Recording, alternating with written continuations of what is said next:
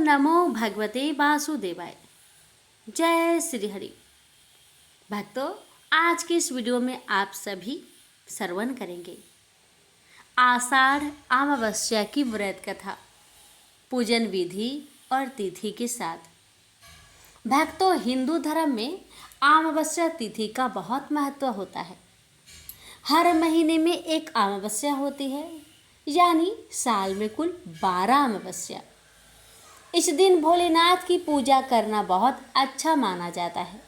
साथ ही अमावस्या के दिन आप शनि देव की भी पूजा कर सकते हैं। इससे शनि का प्रभाव भी कम होता है। जिन लोगों की कुंडली में शनि की 7.5 या ढैया चल रही है, उन्हें तो विशेष तौर से अमावस्या के दिन शनिदेव की पूजन करनी चाहिए। इससे शनिदेव का कुप्रभाव कम हो जाता है। आइए जानते हैं कि अमावस्या कब है। भक्तों, इस साल आषाढ़ अमावस्या की तिथि आरंभ होगी 24 जून शाम 6:59 से होगा और समापन होगा 25 जून को शाम 4 बजे। उदया तिथि के अनुसार आषाढ़ अमावस्या 25 जून को मनाई जाएगी। आपको बता दें कि आषाढ़ अमावस्या के बाद से ही वर्षा ऋतु शुरू हो जाती है। इस लिहाज में आषाढ़ अमावस्या बहुत महत्वपूर्ण है। इसके अलावा मान्यता है कि इस दिन पवित्र नदियों, धार्मिक तीर्थ स्थलों पर स्नान दान करने से सारे पाप धुल जाते हैं और मृत्यु के बाद मोक्ष की प्राप्ति होती है। भक्तों, ये भी मान्यता है कि इस दिन पितरों का श्राद्ध कर्म करने से उन्हें मोक्ष प्राप्त होता है। कई लोग गंगा, यमुना और अन्य पवित्र नदियों में स्नान कर पितरों के तर्पण और श्राद्ध कर्म भी करते हैं। इस दिन भगवान शिव, भगवान विष्णु और सूर्य देव की पूजा करने से जीवन में सुख, शांति और समृद्धि आती है। आपको बता दें कि आषाढ़ अमावस्या को हलहारिणी अमावस्या के नाम से भी जाना जाता है। इस दिन कृषि से जुड़े देवी देवताओं की भी पूजा करने का विधान है। साथ ही अमावस्या के दिन उपवास और ध्यान करने से आत्मा की शुद्धि होती है। वहीं इस दिन भूमि पूजन, वृक्षारोपण और नए कार्यों की शुरुआत करना शुभ माना जाता है। अब आइए सुनते हैं आषाढ़ अमावस्या की व्रत कथा। भक्तों, आइए पहले सुनते हैं प्रथम पूज्य गणेश जी की कथा और फिर सुनेंगे अमावस्या की व्रत कथा। भगवान श्री गणेश को तुलसी नहीं चढ़ती। इसके पीछे पुराणों में एक रोचक कथा मिलती है। एक समय में धर्मात्मज नाम के राजा हुआ करते। उनकी कन्या तुलसी यौन अवस्था में थी। अपने विवाह की इच्छा लेकर तीर्थ यात्रा पर निकल पड़ी।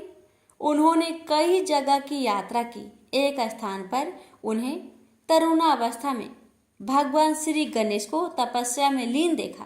भगवान गणेश का रूप अत्यंत मोहक और आकर्षक था। तुलसी भगवान गणेश के इस रूप पर मोहित हो गई और अपने विवाह का प्रस्ताव उनके समक्ष रखने के लिए उनका ध्यान भंग कर दिया। भगवान गणेश ने स्वयं को ब्रह्मचारी बताते हुए तुलसी का विवाह प्रस्ताव ठुकरा दिया। तुलसी को भगवान गणेश के इस रूखे व्यवहार और अपना विवाह प्रस्ताव ठुकराए जाने से बहुत दुख हुआ और उन्होंने आवेश में आकर भगवान गणेश को 2 विवाह होने की श्राप दे दिया। इस पर श्री गणेश ने भी तुलसी को असुर से विवाह होने का श्राप दे डाला। बाद में तुलसी को अपनी भूल का एहसास हुआ और भगवान गणेश से क्षमा मांगी। ना तुम्हारा श्राप खाली जाएगा, ना मेरा। मैं रिद्धि और सिद्धि का पति बनूंगा और तुम्हारा भी विवाह राक्षस जलांधर से अवश्य होगा। लेकिन अंत में तुम भगवान विष्णु और श्री कृष्ण की प्रिया बनोगी और कलयुग में भगवान विष्णु के साथ तुम्हें पौधे के रूप में पूजा जाएगा। लेकिन मेरी पूजा में तुलसी का प्रयोग नहीं किया जाएगा। प्रेम से बोलिए तुलसी माता की जय, गणेश भगवान की जय। श्री कृष्ण भगवान बोले, हे पार्थ, जो मुझ में मन लगाकर मेरे में ही आश्रय लेकर योगा अभ्यास करते हुए मेरे स्वरूप का संचय रहित पूर्ण ज्ञान प्राप्त होगा, सो सुनो, विज्ञान के सहित वह पूर्ण ज्ञान में तुम्हें सुनाता हूँ, जिसके जानने से तुमको इस लोक में और कुछ जानना शेष न रहेगा। सहस्त्रों मनुष्य में से कोई एक सिद्धि प्राप्त के लिए यत्न करता है। उन यत्न करने वाले सिद्धों में से कोई बिरला ही मुझे ठीक जान पड़ता है। पृथ्वी, जल, अग्नि, वायु, आकाश, मन, बुद्धि और अहंकार, यह 8 प्रकार की मेरी प्रकृति माया है। इस प्रकृति को अपरा, अचेतन अर्थात जड़ कहते हैं। और हे महाबाहो, इससे दूसरी प्रकृति चेतन है, जिसने संपूर्ण जगत धारण किया है। इन्हीं प्रकृतियों से सब प्राणी मात्र उत्पन्न होते हैं। ऐसा जानो, यह प्रकृतियां हमसे ही उत्पन्न हुई है। इस तरह सब जगत की उत्पत्ति और प्रलय का कारण मैं ही हूँ। हे धनंजय, जिस प्रकार धागे में मणि पिराई जाती है, उसी भांति यह सब संसार मुझसे परे और कुछ भी नहीं। हे कुंती पुत्र, जल में रस में मैं ही हूँ, चंद्रमा और सूर्य में प्रकाश में मैं ही हूँ, सब वेदों का सार मैं ही हूँ, आकाश में शब्द तथा पुरुष में पौरुष मैं ही हूँ। हे अर्जुन, पृथ्वी में सुगंध तथा अग्नि में तेज रूप मैं ही हूँ, सब प्राणियों में जीवन और तपस्वियों का तप मैं ही हूँ। हे पार्थ, समस्त प्राणियों में सनातन बीज रूप मुझको ही जानना, बुद्धिमानों में बुद्धि स्वरूप और तेजस्वियों में तेज मैं ही हूँ। हे अर्जुन, काम और रोग रहित बलवान पुरुषों में धर्म के विरुद्ध न जानने वाला कर्म मैं ही हूँ। जितने भी स्वास्तिक, राजस, तामस पदार्थ है, वे सब मुझसे ही उत्पन्न हैं, परंतु उनमें मैं नहीं रहता। ये सब मुझ में है। सत्व, रज, तम, इन तीनों गुणों के प्रभाव से यह सारा जगत मोहित हो रहा है। इस कारण यह मेरी गुणमयी और दिव्यमयी माया अति दुस्तर है। जो मुझको अनन्य भाव से भजते हैं, वे इस माया को पार कर जाते हैं। हे भारत श्रेष्ठ अर्जुन, 4 प्रकार के जीव मुझको भजते हैं। दुखिया, जिज्ञासु, ऐश्वर्य की कामना करने वाले और ज्ञानी, जिनमें मुझे सदा एकाग्रचित और केवल मेरी भक्ति करने वाले, और ज्ञानी, जिनमें मुझे सदा एकाग्रचित और केवल मेरी भक्ति करने वाले ज्ञानी पुरुष श्रेष्ठ है। क्योंकि मैं ज्ञानी को अत्यंत प्रिय हूँ और वह मुझको प्रिय है। यद्यपि ये सभी भक्त श्रेष्ठ है, तथापि ज्ञानी तो मेरी आत्मा ही है, क्योंकि वह मुझ में ही मन लगाकर मुझको ही सर्वोत्तम गति मान मेरा ही आश्रय ग्रहण करता है। वह ज्ञानी अनेक जन्मों के बाद मुझे पा लेता है। ऐसा महात्मा अति दुर्लभ है, जो सब जगत को वासुदेवमय समझे। हे अर्जुन, जो भक्त श्रद्धा पूर्वक जिस जिस देवता का पूजन करना चाहते हैं, उन पुरुषों की उस श्रद्धा को मैं ऋण कर देता हूँ। यह उस श्रद्धा से मुक्त होकर उस देवता की आराधना करता है, फिर उसको मेरे ही रचे हुए काम का फल प्राप्त होते हैं।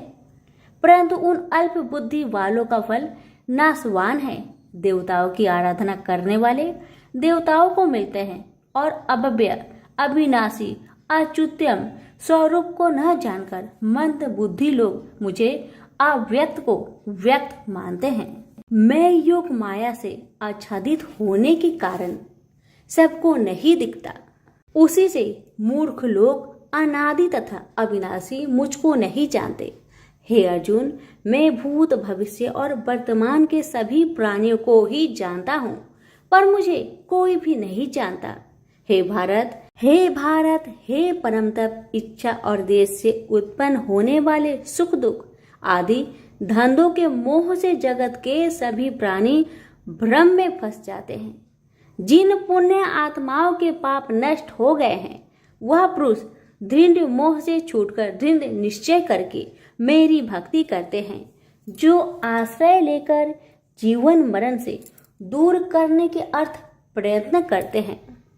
वे पुरुष ब्रह्मा आत्मज्ञान अपने चित्त को निश्चल रखकर उसका संगम करता है और अंत कारण की समाधि लगाता है, जिस अवस्था में योग अभ्यास के कारण चित्त का वेग रुक रुक कर विषयों से पृथक होने लगता है और जब शुद्ध अंतःकरण से आत्मा को देखकर आत्मा में ही संतुष्ट होता है, जिस अवस्था में वह अत्यंत सुख जो इंद्रियों द्वारा जाना नहीं जा सकता, वरन केवल बुद्धि से ही जाना जाता है, और जब वह योगी अनुभव करता है तब आत्मा स्वरूप में स्थिर हो उससे विचलित नहीं होता।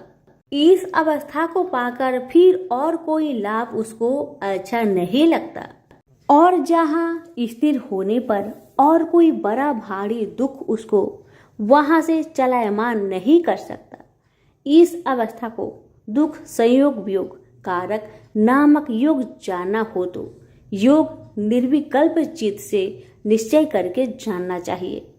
संकल्प से उत्पन्न होने वाला समस्त कामनाओं को त्याग कर और मन ही मन में सकल इंद्रियों को चारों ओर से रोक रोक कर धैर्य के साथ बुद्धि को अपने अधीन कर धीरे धीरे विषय से दूर हटा ले और भली भांति मन को आत्मा में स्थिर करके किसी वस्तु की इच्छा ना करे, और चंचल मन जिधर जिधर जाए उधर से इसको हटाकर आत्मा के बस में करना चाहिए।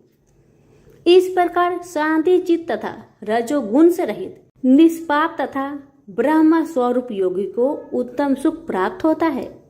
इस रीति से निरंतर योगाभ्यास करने वाला योगी समस्त पापों से छूटकर सहज ही उस परम सुख को पा लेता है, जो ब्रह्म के संयोग से प्राप्त होता है। जिसका मन योग में स्थिर हो गया है, उसकी दृष्टि भी सर्वत्र समान हो जाती है और वह सब प्राणियों में अपने को और अपने में सब प्राणियों को देखता है, जो सब प्राणियों में मुझको और मुझ में सब प्राणियों को देखता है। मैं उससे अलग नहीं रहता और मुझसे वह अलग नहीं रहता। जो अभेद भाव से रहता है, सब प्राणियों में स्थिर हो मेरा मनन करता है, वह योगी चाहे जिस अवस्था में रहे मुझ में मिल जाता है। हे अर्जुन, जो समस्त प्राणियों के दुख सुख के समान समझता है और सबको समान देखता है, वही श्रेष्ठ योगी है। अर्जुन बोले, हे मधुसूदन, आपने जो योग बताया कि सबको अपने ही समान देखे, सो मन के चंचल होने के कारण मैं उसको अपने में दृढ़ स्थिर नहीं देखता हूँ। हे श्री कृष्ण, यह चंचल मन बड़ा ही हठी पराक्रमी और दृढ़ है। इसको अपने अधीन रखना तो मुझे वायु को बांध रखने के समान ही प्रतीत होता है। श्री कृष्ण भगवान ने कहा, हे महाबाहो, इसमें संदेह कि मन अति चंचल है, तो भी हे कुंती पुत्र, अभ्यास और वैराग्य से इसे बस में किया जा सकता है। जिसका मन बस में नहीं, उसको योग अति दुर्लभ है। अर्जुन ने कहा, हे श्री कृष्ण, जिसमें श्रद्धा तो है पर योग प्राप्त करने में सफल नहीं हुआ है और जिसका चित्त योग से विचलित हो गया है, वह योग सिद्धि न पाने से किस गति को प्राप्त होता है? श्री कृष्ण बोले, हे अर्जुन, उसका यहाँ नाश नहीं होगा पर परलोक में भी नहीं होगा, क्योंकि उत्तम कर्म करने वाले किसी मनुष्य की दुर्गति नहीं होती। वह योग में असफल मनुष्य बहुत दिनों तक पुण्यवानों को प्राप्त होने वाले लोकों में वास करता है और फिर वहां से किसी पवित्र और धनवान मनुष्य घर में आकर जन्म लेता है। इस प्रकार का जन्म पाना भी इस लोक में बड़ा दुर्लभ है। हे कुरुनंदन, यह योगियों के बस में जन्म लेकर पूर्व जन्म की बुद्धि संस्कार अर्थात आत्मज्ञान को पाता है और उससे अधिक सिद्धि के लिए यत्न करता हूँ। पूर्व जन्म में किए योग अभ्यास के बल में अनेक विघ्नों को पड़ने पर भी यह मोक्ष को प्राप्त होता है। योग की केवल इच्छा ही हो तो पुरुष शब्द ब्रह्म के परे जा पहुंचता है। जो बड़े परिश्रम और यत्न से योग अभ्यास करता है वह पापों से छूट मोक्ष को पाता है। बड़े तपस्वियों से योगी श्रेष्ठ है। जो शुद्ध होकर अनेक जन्मों में परिश्रम करके सफल होता है और ज्ञानियों से भी योगी श्रेष्ठ है। इसलिए हे अर्जुन, तुम योगी बनो। केवल मुझ में ही मन लगाकर योग प्राप्ति के लिए जो मेरा भजन करता है उसको समस्त योगियों के मध्य से मैंने अत्यंत श्रेष्ठ माना है। प्रेम से बोलिए श्री कृष्ण भगवान की जय। आप सुनिए श्रीमद् भगवत गीता पाठ अध्याय 7 की महात्म्य। भगवान शिव कहते हैं, हे पार्वती, अब मैं 7वें अध्याय का महात्म्य बतलाता हूँ, जिसे सुनकर कानों में अमृत राशि भर जाती है। पाटलिपुत्र नामक एक दुर्गम नगर है जिसका गोपुर बहुत ही ऊंचा है। उस नगर में शंकुकर्ण नामक एक ब्राह्मण रहता था। उसने वेश्यावृत्ति का आश्रय लेकर बहुत धन कमाया, किंतु ना तो कभी पितरों का तर्पण किया और न देवताओं का पूजन ही। वह धनोपार्जन में तत्पर होकर राजाओं को ही भोज दिया करता था। एक समय की बात है, उस ब्राह्मण ने अपना चौथा विवाह करने के लिए पुत्र और बंधुओं के साथ यात्रा की। मार्ग में आधी रात के समय जब वह सो रहा था, तब एक सर्प ने कहीं से आकर उसकी बाह में काट लिया। उसके काटते ही ऐसी अवस्था हो गई कि मणि, मंत्र और औषधि आदि से भी उसके शरीर की रक्षा असाध्य जान पड़ी। तत्पश्चात कुछ ही क्षणों में उसके प्राण पेखरू उड़ गए। वह प्रेत बना। फिर बहुत समय के बाद वह प्रेत सर्प योनि में उत्पन्न हुआ। उसका बीत धन की वासना में बंधा था। उसने पूर्व वृत्तांत को स्मरण करके सोचा, मैंने घर के बाहर करोड़ों की संख्या में अपना जो धन गार रखा है, उससे इन पुत्रों को वंचित करके स्वयं ही उसकी रक्षा करूंगा। सांप की योनि से पीड़ित होकर पिता ने एक दिव्य सपना में अपने पुत्र के समक्ष आकर अपना मनोभाव बताया। तब उसके पुत्र ने सवेरे उठकर बड़े विस्मय के साथ एक दूसरे से सपने की बातें कही। उनमें से झंझला पुत्र कुदाल हाथ में लिए घर से निकला और जहां उसके पिता सर्प योनि धारण करके रहते थे उस स्थान पर गया। यद्यपि उसे धन के स्थान पर ठीक ठीक पता नहीं था, तो भी उसने जीहो से उसका ठीक निश्चय कर लिया और लोभ बुद्धि से वहां पहुंचकर बाबी को खोदना आरंभ किया। तब उस बाबी से बड़ा भयानक सांप प्रकट हुआ और बोला, ओ मूर्ख, तू कौन है? किस लिए यहाँ आया है? यह बिल क्यों खोद रहा है? किसने तुझे भेजा है? ये सारी बातें मेरे सामने बता। पुत्र बोला, पिताजी, आपकी मुक्ति कैसे होगी? इसका उपाय मुझे बतलाइए, क्योंकि मैं इतनी रात को सब लोगों को छोड़कर आपके पास आया हूँ। पिता बोले, बेटा, गीता के अमृतमय 7वें अध्याय को छोड़कर मुझे मुक्त करने में तीर्थ, दान, तप और यज्ञ भी सर्वथा समर्थ नहीं है। केवल गीता का 7वां अध्याय ही प्राणियों के जरा मृत्यु आदि दुखों को दूर करने वाला है। पुत्र, मेरे श्राद्ध के दिन गीता के 7वें अध्याय का पाठ करने वाले ब्राह्मण को श्रद्धा पूर्वक भोजन कराओ।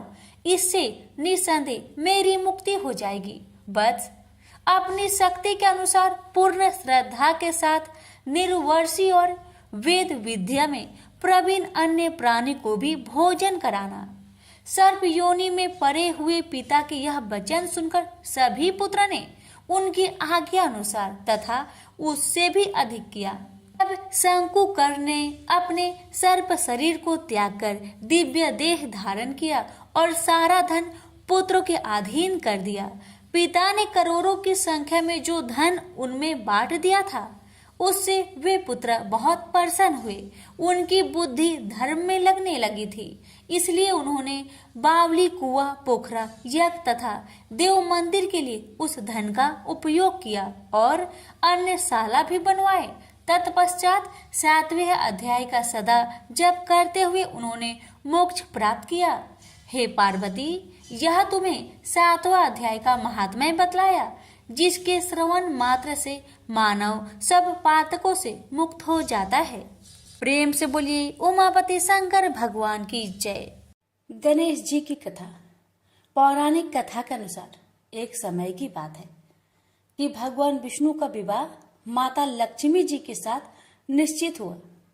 विवाह की सभी तैयारी होने लगी।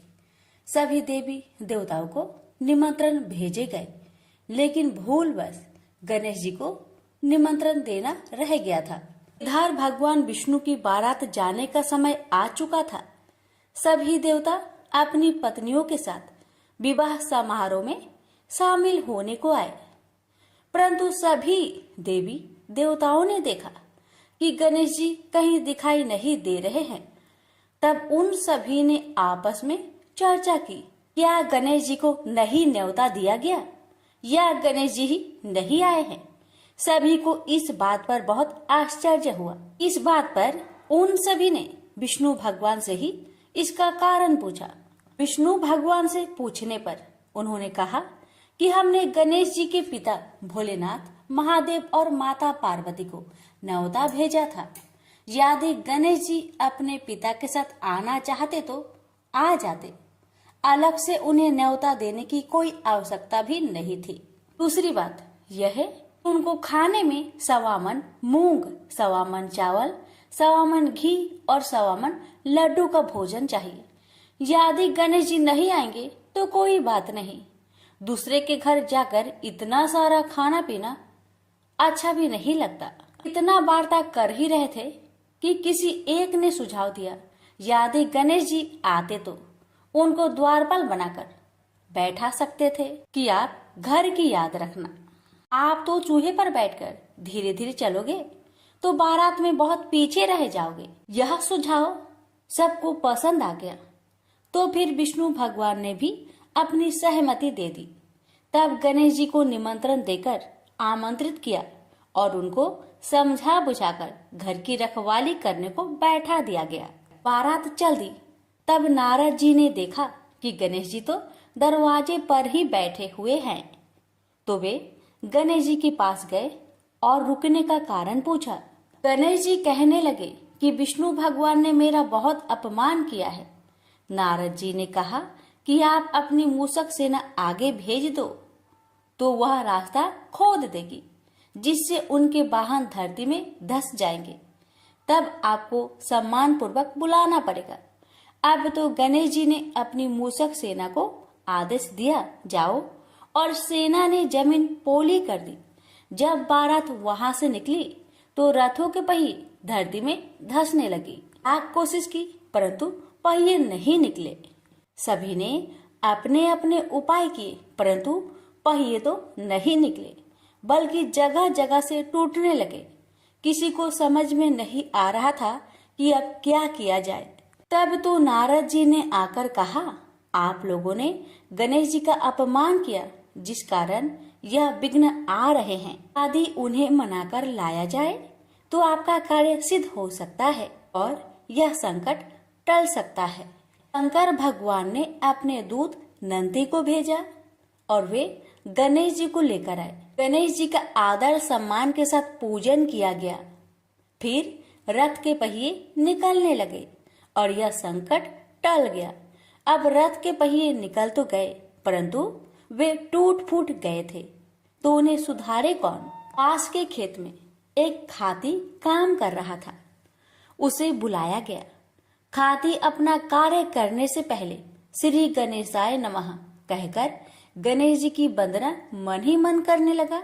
देखते ही देखते खाती ने सभी पहियों को ठीक कर दिया। तब खाती कहने लगा कि हे देवताओं, आपने सर्वप्रथम गणेश जी को नहीं मनाया होगा और न ही उनकी पूजन की होगी, इसलिए तो आपके साथ यह संकट आया है। मैं तो मूर्ख अज्ञानी हूँ, फिर भी पहले गणेश जी को पूजते हैं, उनका ध्यान करते हैं। आप लोग तो देवगण हैं, फिर भी आप गणेश जी को कैसे भूल गए। अब आप लोग भगवान श्री गणेश जी की जय बोलकर जाए तो आपके सब काम बन जाएंगे और कोई संकट भी नहीं आएगा। ऐसा कहते हुए बारात वहां से चल दी और विष्णु भगवान का लक्ष्मी जी के साथ विवाह संपन्न करा के सभी सकुशल घर लौट आए। हे गणेश जी महाराज, आपने विष्णु को जैसा कारज सरियो ऐसा कारज सबको सिद्ध करिजो। बोलिए गजानन भगवान की जय। लक्ष्मी माता की कहानी।